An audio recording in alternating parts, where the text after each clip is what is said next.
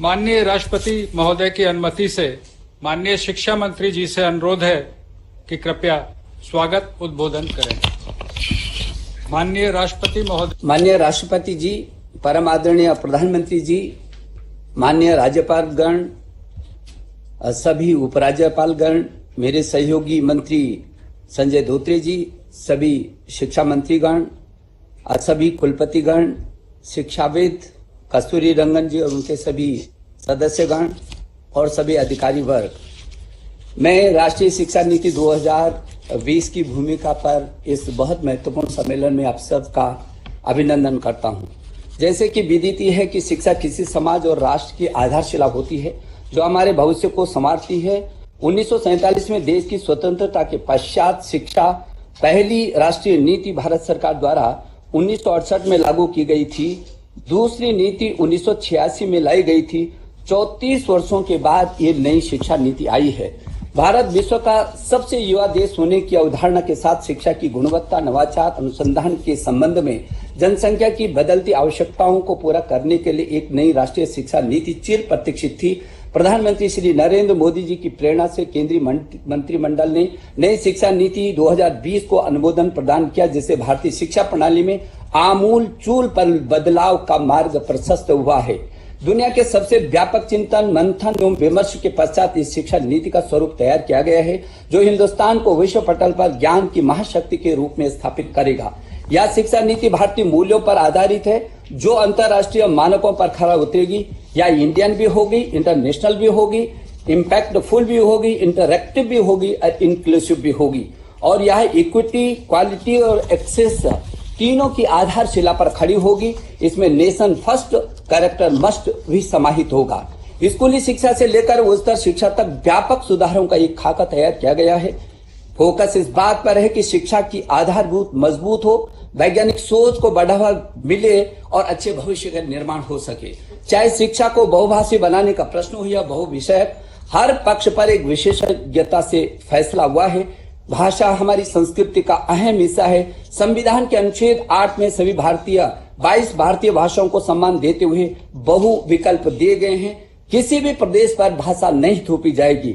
नई शिक्षा नीति आधुनिक भी है, गुणवत्तापूर्ण भी, ज्ञान, विज्ञान, अनुसंधान तथा नवाचार से युक्त विश्व प्रतिस्पर्धी भी है।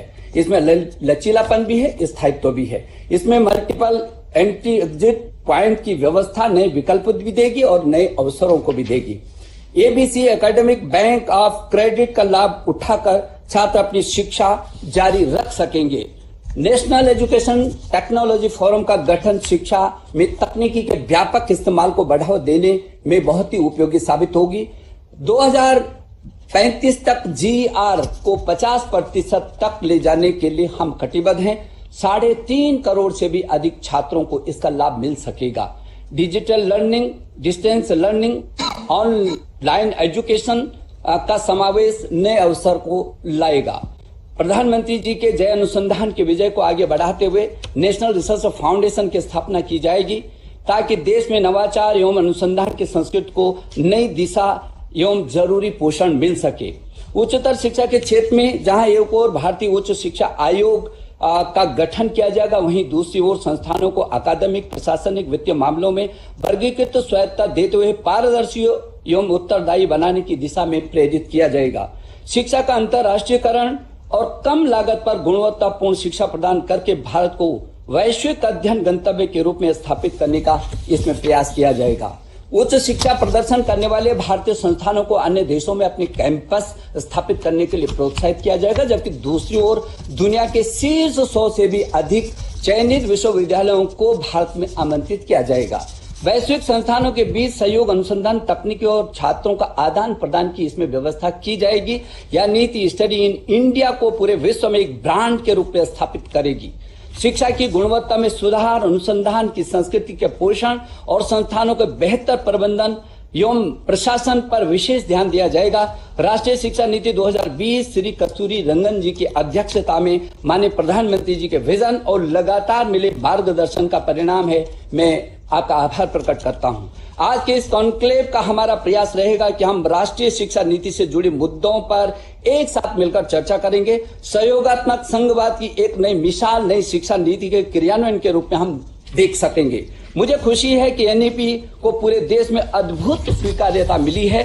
स्वीकार्यता से अब सहभागिता के साथ क्रियान्वयन की दिशा में आगे बढ़ने का अवसर आ गया है।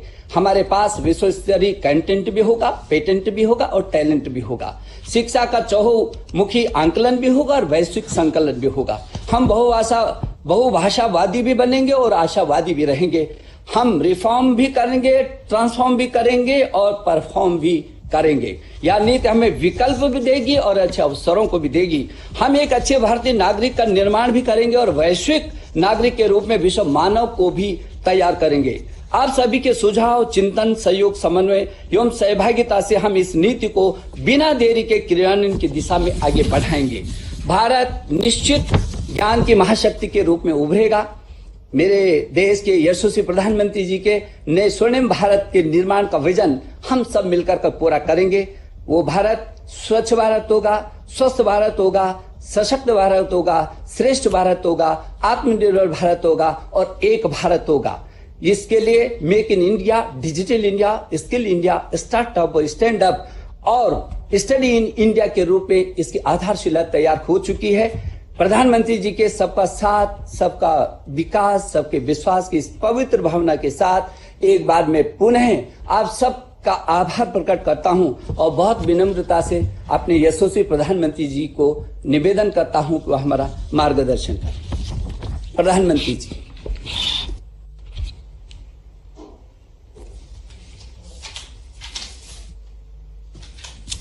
नमस्कार।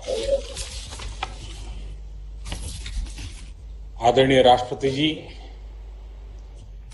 मंत्रिमंडल के मेरे सहयोगी रमेश पोखरियाल जी, संजय धोत्रे जी, इस सम्मेलन में भाग ले रहे सभी माननीय राज्यपाल, उपराज्यपाल से राज्यों के शिक्षा मंत्री, राष्ट्रीय शिक्षा नीति को आकार देने में मुख्य भूमिका निभाने वाले डॉक्टर कस्तूरीरंगन जी और उनकी टीम, अलग अलग विश्वविद्यालय के कुलपति, शिक्षाविद, देवियों और सज्जनों, सर्वप्रथम मैं माननीय राष्ट्रपति जी का आभार व्यक्त करता हूं। राष्ट्रीय शिक्षा नीति के संदर्भ में ये आयोजन बहुत ही प्रासंगिक है, बहुत महत्वपूर्ण है। शिक्षा जगत का सैकड़ों वर्षों का अनुभव एक साथ यहां एकत्रित है। मैं सभी का स्वागत करता हूं, अभिनंदन करता हूं। मान्यवर, देश की एस्पिरेशंस को पूरा करने का बहुत महत्वपूर्ण माध्यम शिक्षा नीति और शिक्षा व्यवस्था होती है। शिक्षा व्यवस्था की जिम्मेदारी से केंद्र सरकार, राज्य सरकार, स्थानीय निकाय सभी जुड़े होते हैं। लेकिन ये भी सही है कि शिक्षा नीति में सरकार, उसका दखल, उसका प्रभाव कम से कम होना चाहिए। शिक्षा नीति से जितना शिक्षक जुड़े होंगे, अभिभावक जुड़े होंगे, छात्र छात्राएं जुड़े होंगे, उतना ही उसकी प्रासंगिकता और व्यापकता दोनों ही बढ़ती है। राष्ट्रीय शिक्षा नीति पर 4-5 साल उसके पूर्व यह काम शुरू हुआ था। देश के लाखों लाख लोगों ने, शहर में रहने वाले लोगों ने, गांव में रहने वाले लोगों ने, शिक्षा क्षेत्र से जुड़े अनुभवी लोगों ने इसके लिए अपना फीडबैक दिया था, अपने सुझाव दिए थे। शिक्षा नीति का जो ड्राफ्ट तैयार हुआ था, उसके अलग अलग पॉइंट्स पर भी 2 लाख से अधिक लोगों ने अपने सुझाव दिए थे। यानी अभिभावक, छात्र छात्राएं, शिक्षाविद, शिक्षक, शिक्षा प्रबंधक, प्रोफेशनल्स, सभी ने इसके निर्माण में अपना योगदान दिया है। इतना गहरा, इतना व्यापक, इतना विविधताओं से भरा हुआ मंथन के बाद अब ये जो अमृत निकला है,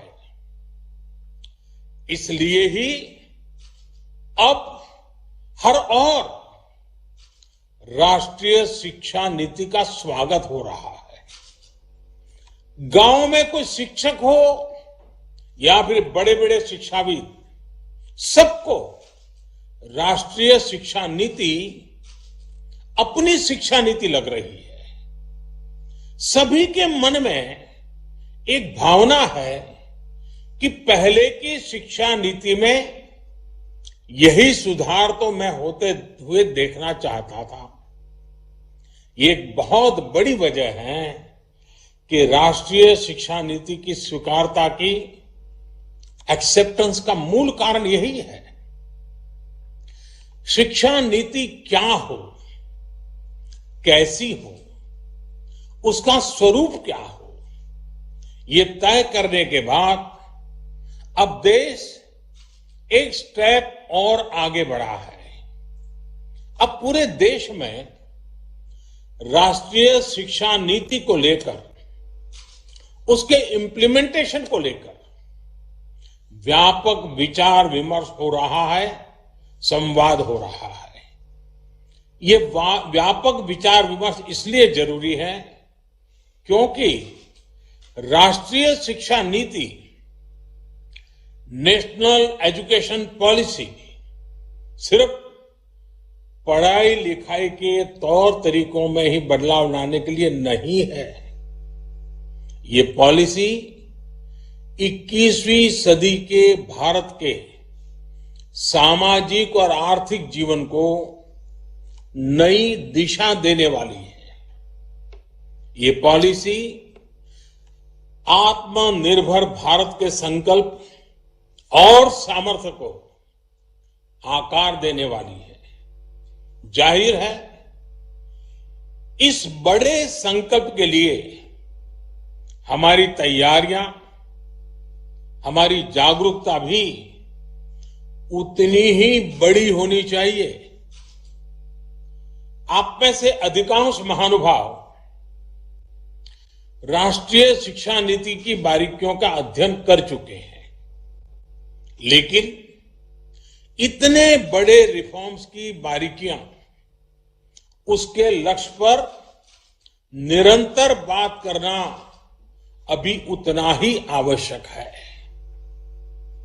सारे संदेहों और सवालों को सुलझाते हुए ही देश राष्ट्रीय शिक्षा नीति को सफलतापूर्वक लागू कर पाएगा। मान्यवर, आज दुनिया भविष्य में तेजी से बदलते जॉब्स, नेचर ऑफ वर्क को लेकर व्यापक रूप से चर्चा कर रही है। ये पॉलिसी देश के युवाओं को भविष्य की आवश्यकताओं के मुताबिक नॉलेज और स्किल्स दोनों मोर्चों पर तैयार करेगी। नई शिक्षा नीति स्टडी के बजाय लर्निंग पर फोकस करती है और करिकुलम से और आगे बढ़कर क्रिटिकल थिंकिंग पर जोर देती है। इस पॉलिसी में प्रोसेस से ज्यादा पैशन, प्रैक्टिकलिटी और परफॉर्मेंस पर बल दिया गया है। इसमें फाउंडेशनल लर्निंग और लैंग्वेजेस पर भी फोकस है। इसमें लर्निंग आउटकम्स और टीचर ट्रेनिंग पर भी फोकस है। इसमें एक्सेस और असेसमेंट को लेकर भी व्यापक रिफॉर्म्स किए गए हैं। इसमें हर स्टूडेंट को एम्पावर करने का रास्ता दिखाया गया है।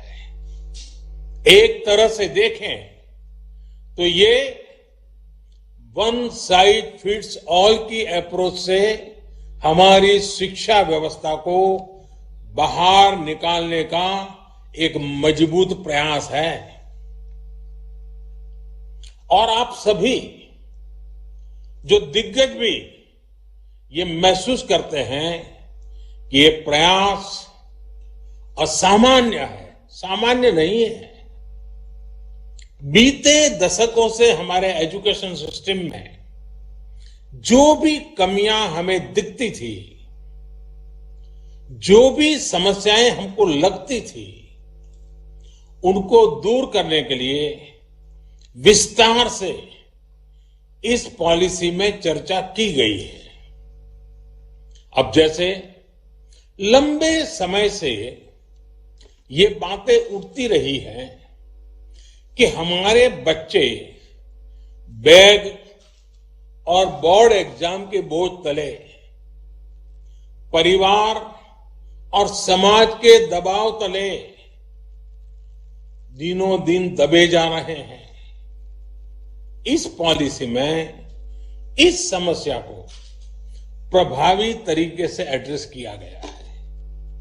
हमारे यहां तो कहा भी जाता है कि सा विद्याया विमुक्तये, यानी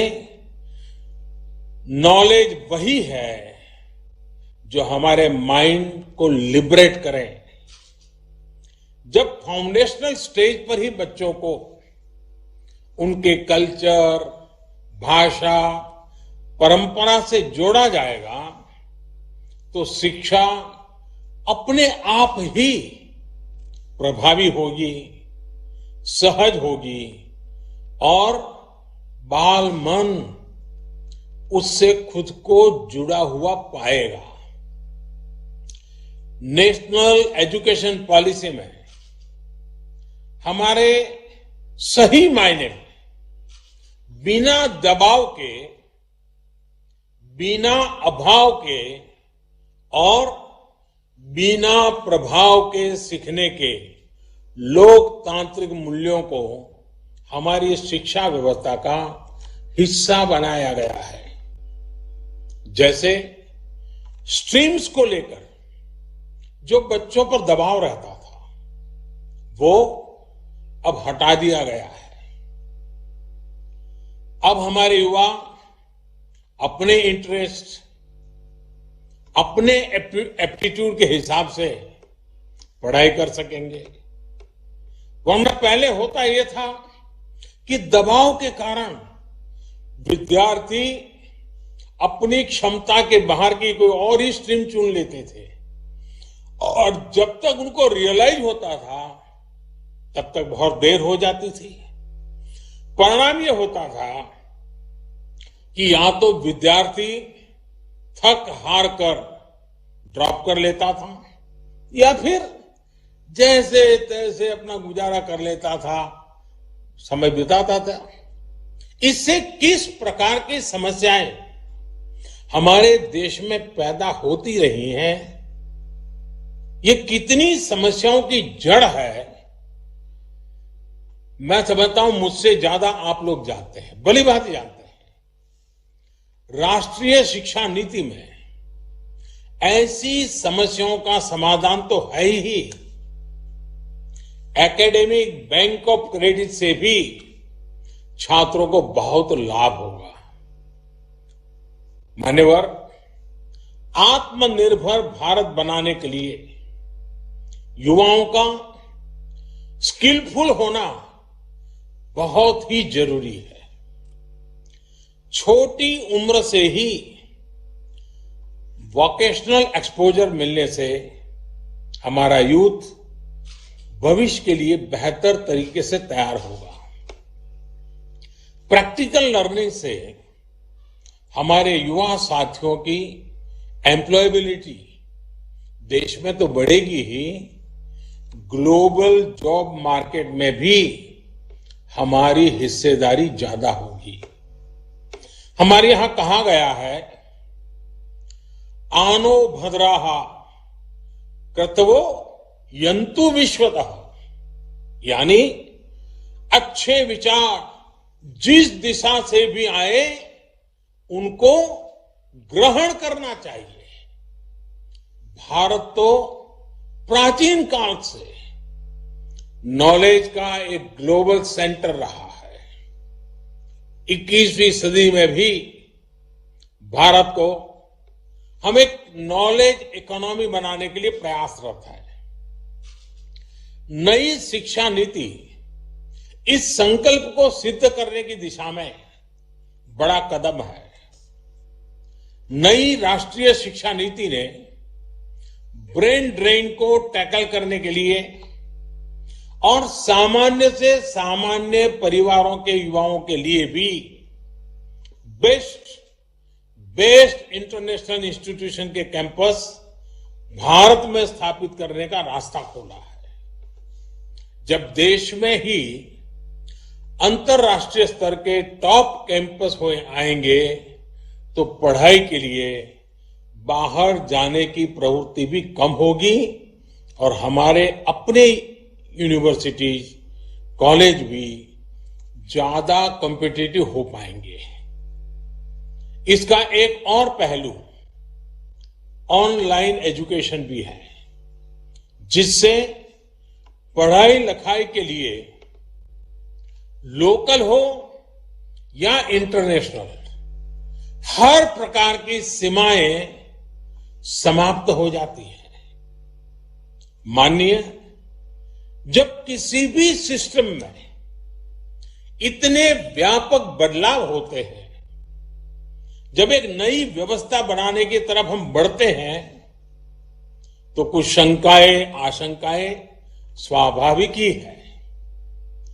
माता पिता को लगता होगा कि अगर इतनी आजादी बच्चों को मिलेगी, अगर स्ट्रीम खत्म हो जाएगी, तो आगे कॉलेज में उनको दाखिला कैसे मिलेगा, उनके बच्चों को कैरियर का क्या होगा।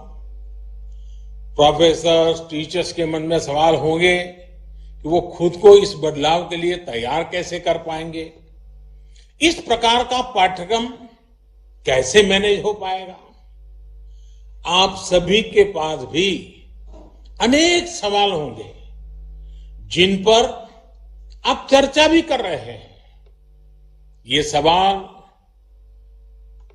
इंप्लीमेंटेशन से जुड़े ज्यादा है। जैसे इसमें करिकुलम डिजाइन कैसे हो पाएगा, स्थानीय भाषाओं में सिलेबस और कंटेंट कैसे तैयार हो पाएगा, लाइब्रेरीज को लेकर डिजिटल और ऑनलाइन कंटेंट और पढ़ाई को लेकर जो बातें इसमें रखी गई हैं, उन पर कैसे काम होगा। कहीं साधन संसाधन के अभाव में हम अपने लक्ष्यों से चूक तो नहीं जाएंगे। एडमिनिस्ट्रेशन को लेकर भी अनेक प्रकार के सवाल आप सभी के मन में स्वाभाविक रूप से होंगे। ये सभी सवाल महत्वपूर्ण भी हैं। हर सवाल के समाधान के लिए हम सब मिलकर के काम कर रहे हैं। शिक्षा मंत्रालय की तरफ से भी लगातार संवाद जारी है।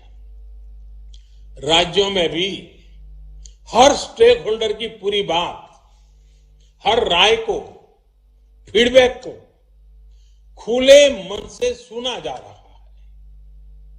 आखिर हम सभी को मिलकर ही तो तमाम शंकाओं और आशंकाओं का समाधान करना है।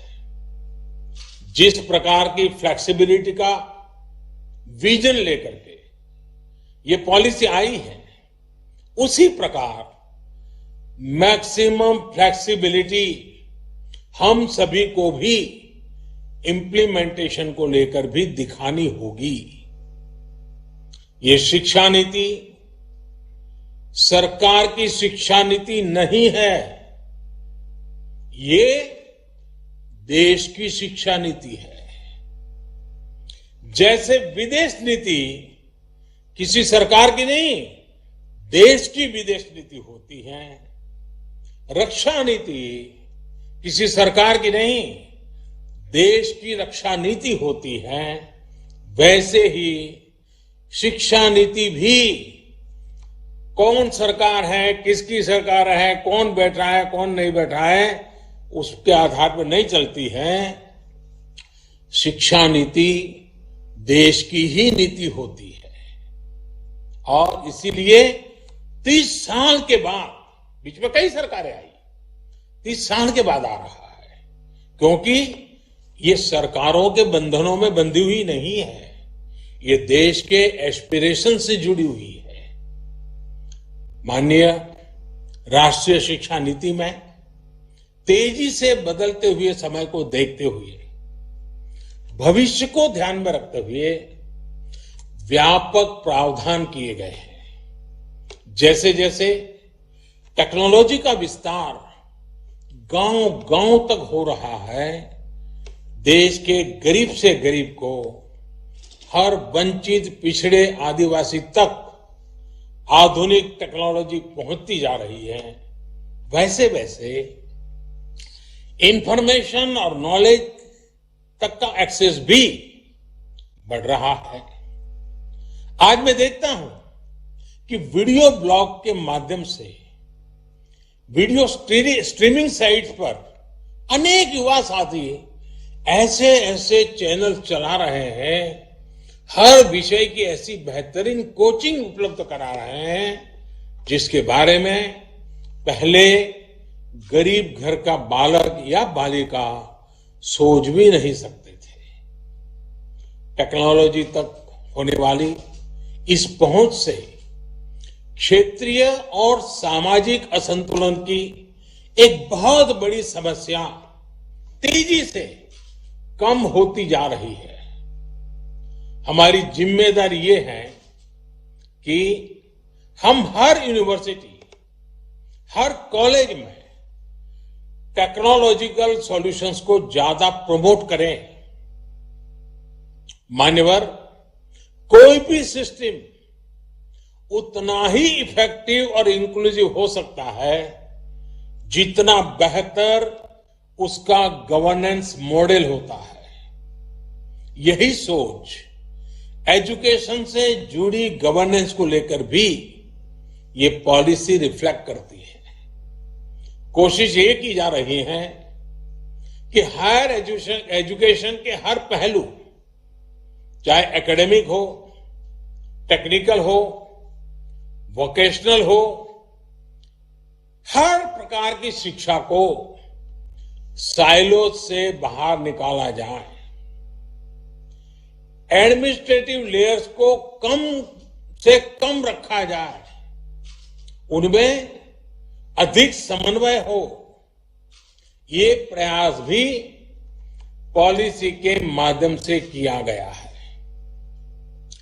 हायर एजुकेशन के रेगुलेशन को भी इस पॉलिसी के जरिए और सिंप्लीफाई और स्ट्रीमलाइन किया जाएगा। ग्रेडेड ऑटोनॉमी के कंसेप्ट के पीछे भी कोशिश यही है कि हर कॉलेज, हर यूनिवर्सिटी के बीच हेल्दी कंपटीशन को एनकरेज किया जाए और जो संस्थान बेहतर परफॉर्म करते हैं उनको रिवॉर्ड किया जाए। अब हम सभी का ये सामूहिक दायित्व है कि नेशनल एजुकेशन पॉलिसी 2020 एनईपी 2020 की इस भावना को हम लेटर एंड स्पिरिट से लागू कर सके। मेरा आप सभी से विशेष आग्रह है कि 25 सितंबर से पहले अपने राज्यों, केंद्र शासित प्रदेशों की यूनिवर्सिटीज में ज्यादा से ज्यादा इस प्रकार के वर्चुअल कॉन्फ्रेंस आयोजित किए जाएं। प्रयास यही है कि नेशनल एजुकेशन पॉलिसी को लेकर समझ निरंतर हम समझते चलें, हमारी समझ बेहतर हो सके, इसके लिए प्रयास हो। एक बार फिर आप सभी को अपना समय निकालने के लिए मैं बहुत बहुत आभार व्यक्त करता हूं। मैं आदरणीय राष्ट्रपति जी का पुनः आभार व्यक्त करता हूं। आप सबको बहुत बहुत शुभकामनाएं। धन्यवाद। आदरणीय प्रधानमंत्री जी, आपके अत्यंत भावपूर्ण और प्रेरणादायी मार्गदर्शन के लिए हम सब हृदय की गहराइयों से आपका आभार प्रकट करते हैं। अब मैं बहुत ही विनम्रता पूर्वक माननीय राष्ट्रपति जी से अनुरोध करता हूं कि वे उद्बोधन के लिए हमारा मार्गदर्शन करें और उन्हीं की प्रेरणा से ये आज सम्मेलन हो रहा है। वो हमें पाथेय दें, हमारा मार्गदर्शन करें। माननीय राष्ट्रपति जी। धन्यवाद।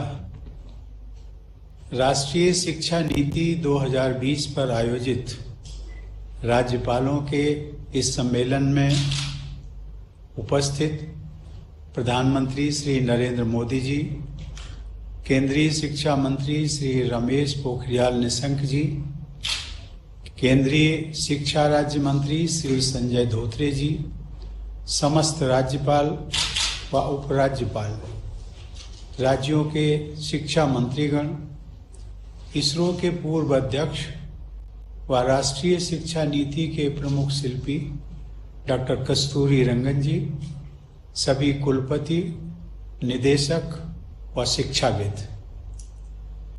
यह शिक्षा नीति परामर्शों की अभूतपूर्व और लंबी प्रक्रिया के बाद तैयार की गई है।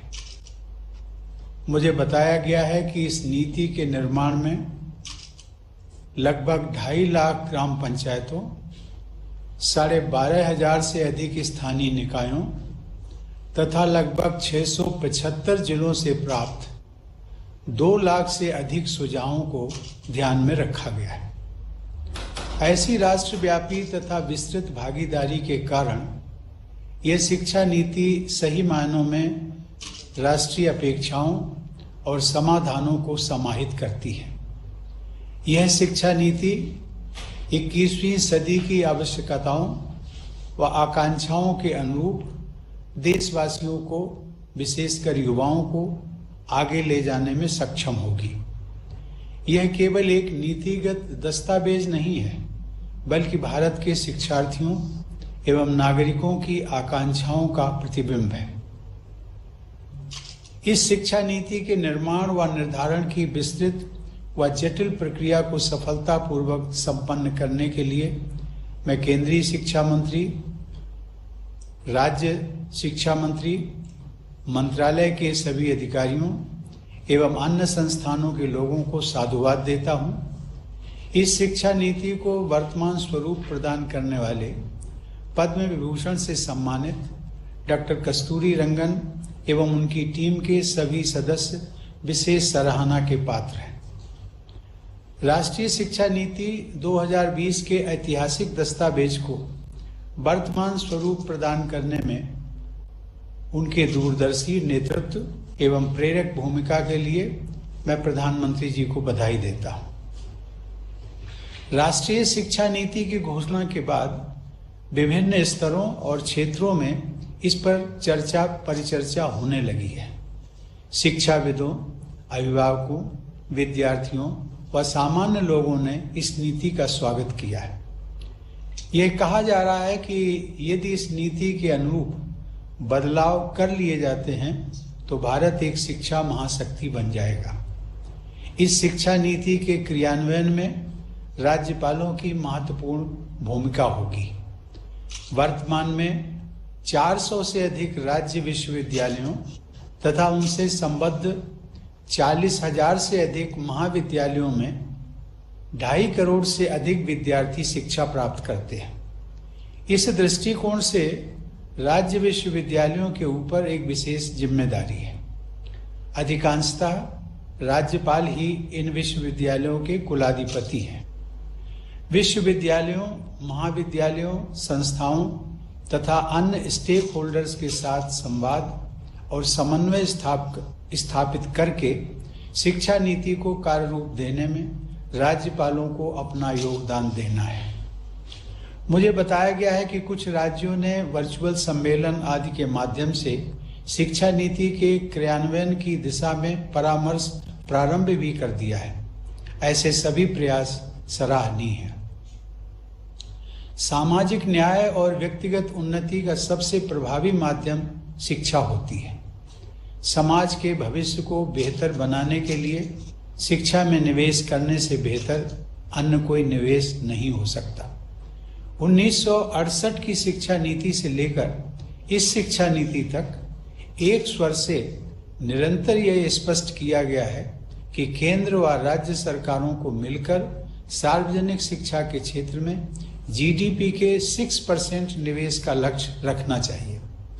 2020 की इस शिक्षा नीति में इस लक्ष्य तक शीघ्रता से पहुंचने की अनुशंसा की गई है। शिक्षण तथा पठन पाठन ऐसा होना चाहिए जो विद्यार्थियों में अन्वेषण, समाधान, तार्किकता व रचनात्मकता विकसित करे और नई जानकारी को आवश्यकतानुसार उपयोग में ला सकने की दक्षता व नई सोच पैदा करे। उन्हें ऐसी शिक्षा दी जाए जो चरित्र निर्माण, नैतिकता, करुणा और संवेदनशीलता का भाव विकसित करे और उन्हें रोजगार योग्य भी बनाए। इस नीति के द्वारा उच्चतर शिक्षा प्रणाली में आमूल बदलाव करते हुए युवाओं को उनकी आकांक्षा व आवश्यकता के अनुरूप शिक्षा प्रदान करने की व्यवस्था की गई है। इस शिक्षा नीति में यह स्पष्ट किया गया है कि सार्वजनिक शिक्षा प्रणाली ही जीवंत लोकतांत्रिक समाज का आधार होती है। अतः सार्वजनिक शिक्षण संस्थानों को मजबूत बनाना अत्यंत आवश्यक है।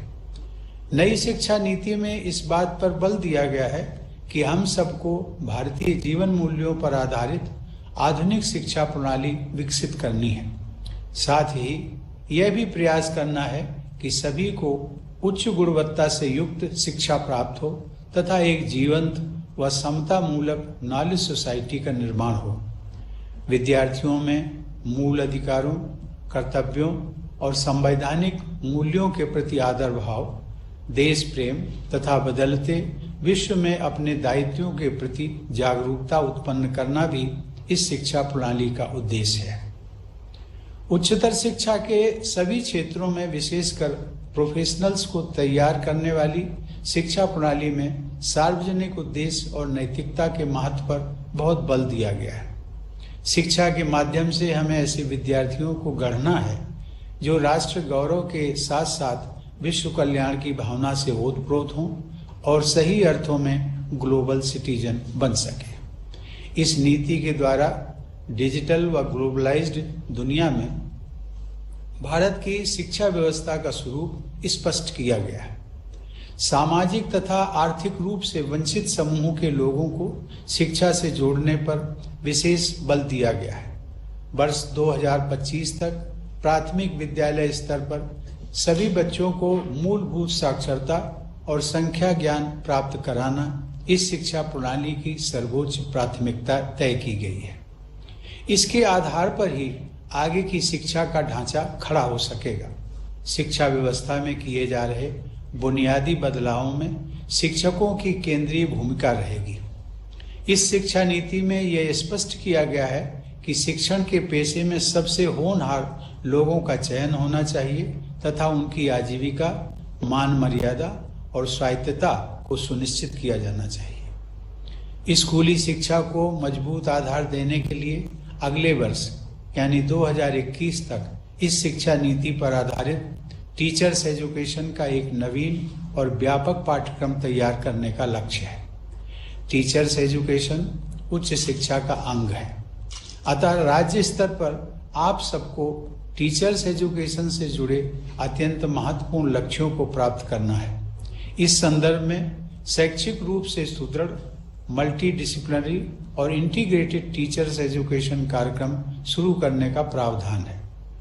वर्ष 2030 तक इस क्षेत्र में केवल उच्च स्तरीय संस्थान ही सक्रिय रह जाएंगे। विश्व परिदृश्य को देखते हुए व्यावसायिक शिक्षा यानी वोकेशनल एजुकेशन के विषय में एक नए महत्वाकांक्षी दृष्टिकोण को अपनाया गया है। 12वीं पंचवर्षीय योजना के आकलन के अनुसार भारत में वर्कफोर्स के 5% से भी कम लोगों ने औपचारिक व्यावसायिक शिक्षा प्राप्त की थी। यह संख्या संयुक्त राज्य अमेरिका में 52%, जर्मनी में 75% और दक्षिण कोरिया में 96% थी।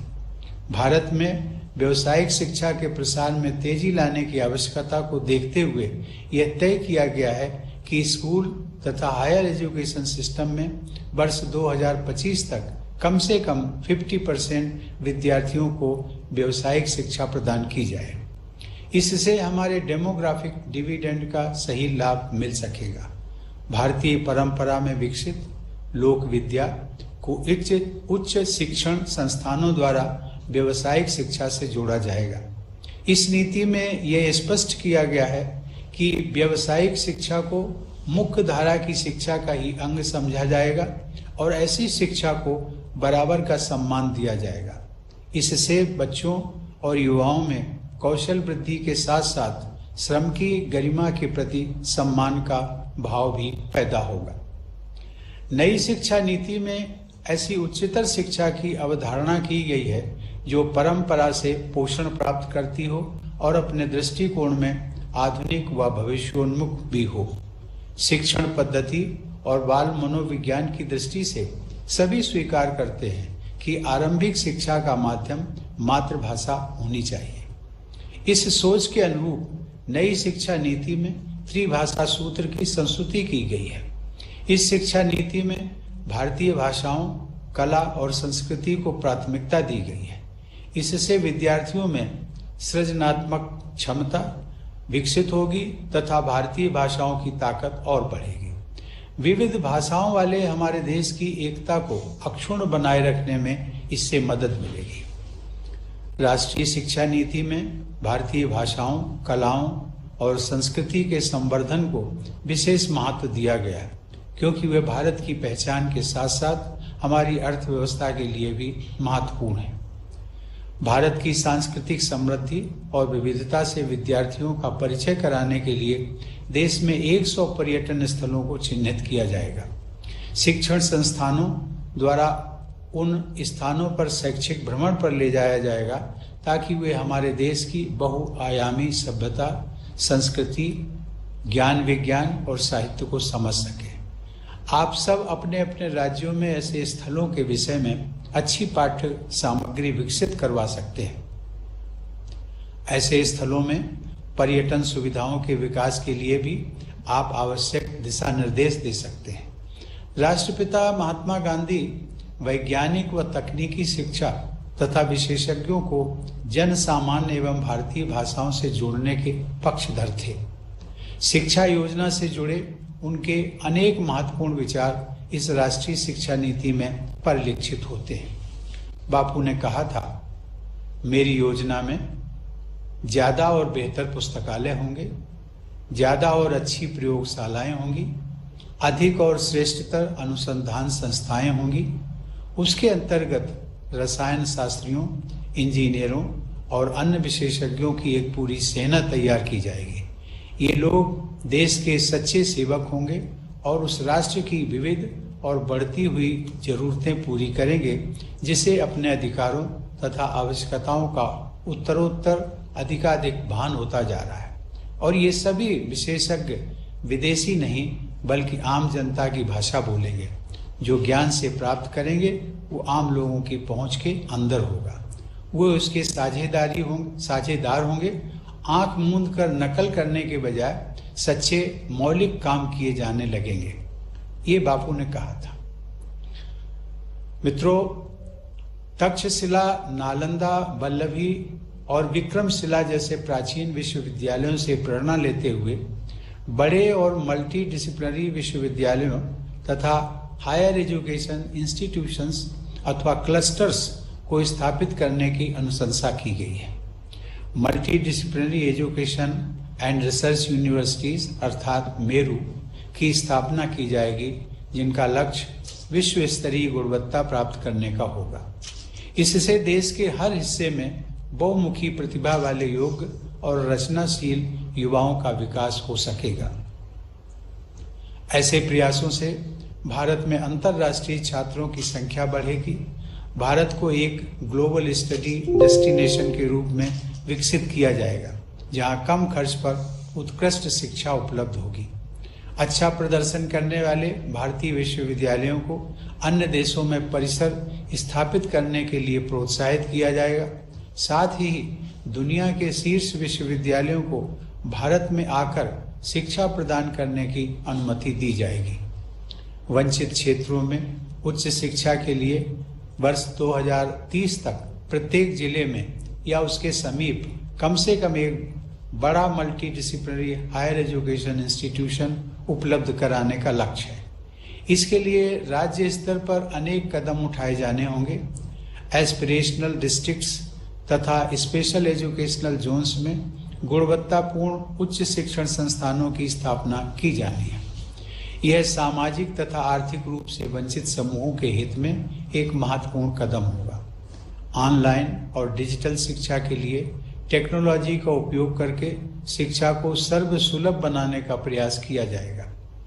नई शिक्षा नीति में पहुंच, अवसर और गुणवत्ता के अलावा शिक्षा के क्षेत्र में जवाबदेही भी तय की गई है। साथ ही यह नीति शिक्षण संस्थानों और शिक्षकों को अधिक स्वायत्तता देने की संस्तुति करती है। यह देखा गया है कि रिसर्च और इनोवेशन में निवेश का स्तर अमेरिका में जीडीपी का 2.8%, दक्षिण कोरिया में 4.2% और इजराइल में 4.3% है, जबकि भारत में यह केवल 0.7% है। भारत जैसी बड़ी और जीवंत अर्थव्यवस्था को गति प्रदान करने के लिए नॉलेज क्रिएशन तथा रिसर्च को प्रोत्साहित करना जरूरी है। केंद्र व राज्य सरकारों को रिसर्च तथा इनोवेशन में निवेश का प्रतिशत बढ़ाना होगा। सभी क्षेत्रों में गुणवत्ता युक्त शैक्षिक अनुसंधान को प्रेरित करने के लिए राष्ट्रीय अनुसंधान फाउंडेशन की स्थापना की जाएगी। शोध की संस्कृति को मजबूत बनाने के लिए सभी विश्वविद्यालयों व उच्च शिक्षण संस्थानों को राष्ट्रीय अनुसंधान फाउंडेशन के साथ मिलकर काम करना होगा। टेक्नोलॉजी के उपयोग और इंटीग्रेशन से शिक्षण प्रक्रिया में सुधार को गति मिलेगी तथा बेहतर परिणाम निकलेंगे।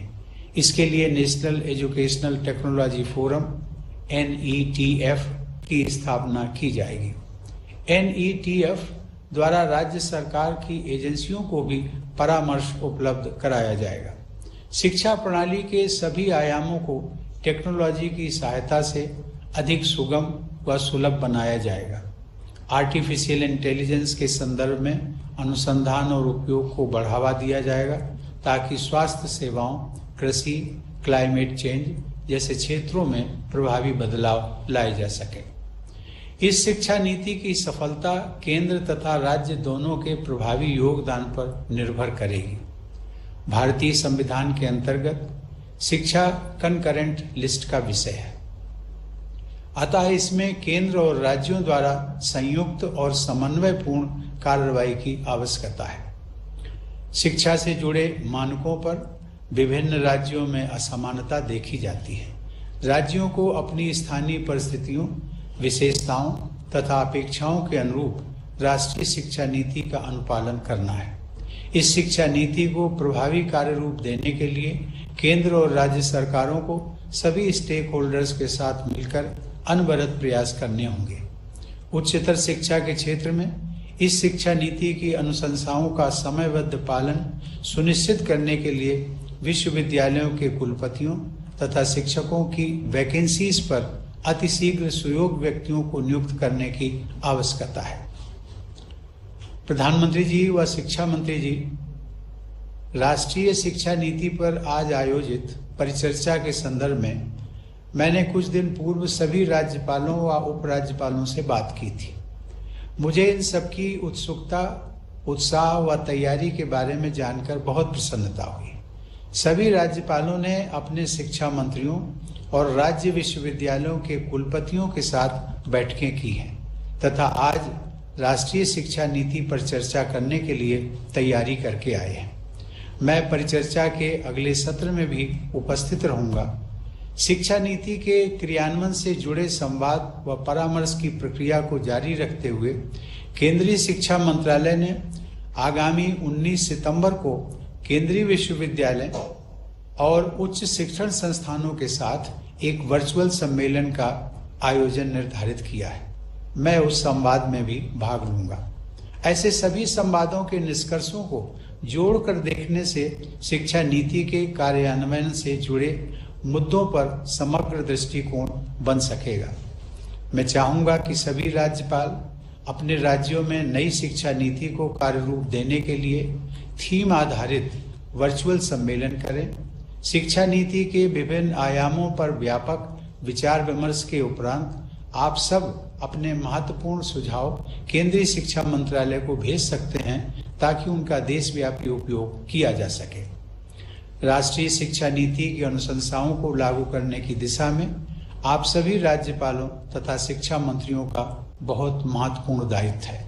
मुझे विश्वास है कि राष्ट्रीय शिक्षा नीति को कार्य रूप देने में योगदान करते हुए आप सब भारत को नॉलेज हब बनाने में अपनी प्रभावी भूमिका निभाएंगे। धन्यवाद। जय हिंद।